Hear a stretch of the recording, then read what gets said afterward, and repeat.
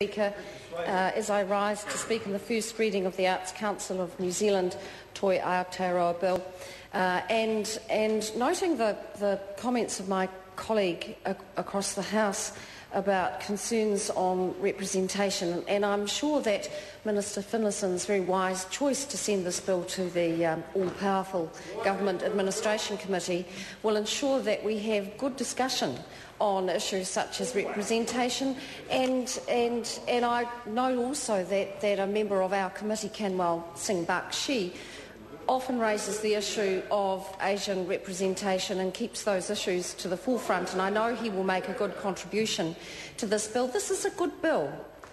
This is a bill which will streamline the provision of the funding of arts in New Zealand.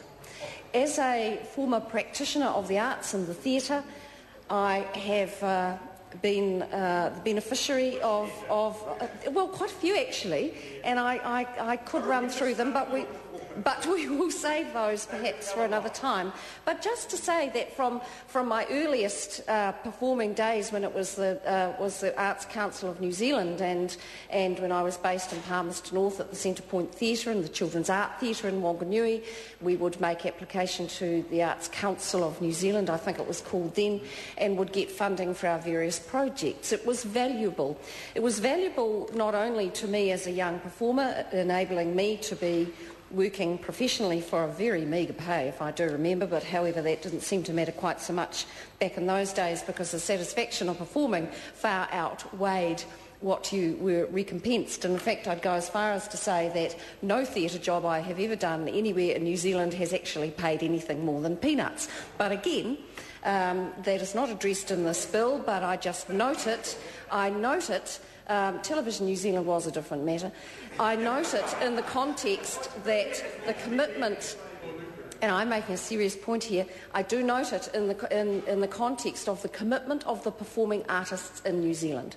And that is why performing artists who make the commitment to make performing arts their life and their work, as I did for a number of years, and valued the work I did and loved it, the work I did, the support of Creative New Zealand, of the Arts Council body to that work was valued, was critical, and remains the same today. And so, with a streamlined unitary board coming out of this Arts Council of New Zealand Toi Aotearoa Bill, I can see a much more comprehensive approach to enabling arts in New Zealand.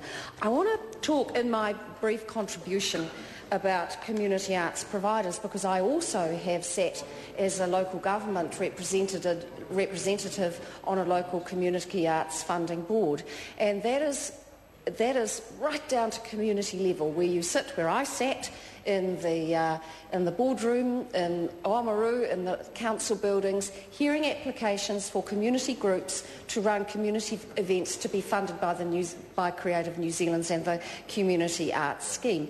And those, from memory, ranged from creative dance events at Tesh Makers, arranged from a production up at Kurau.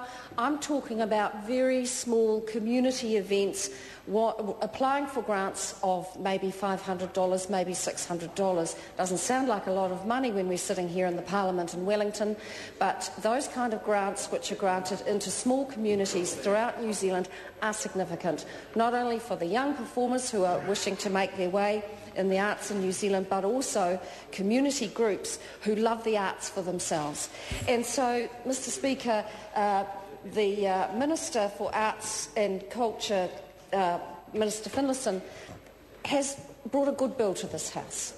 And I am determined that the all-powerful Government Administration Committee will give it its due. We will consider those issues raised by our Labour colleagues. I do recognise that they support and appreciate that they support this bill through to the Select Committee process, and we will have a thorough examination of this bill and try and come to a consensus so that Labour can continue to support this very excellent bill through its passage through the House. So with those words, Mr. Speaker, I commend the bill to the House.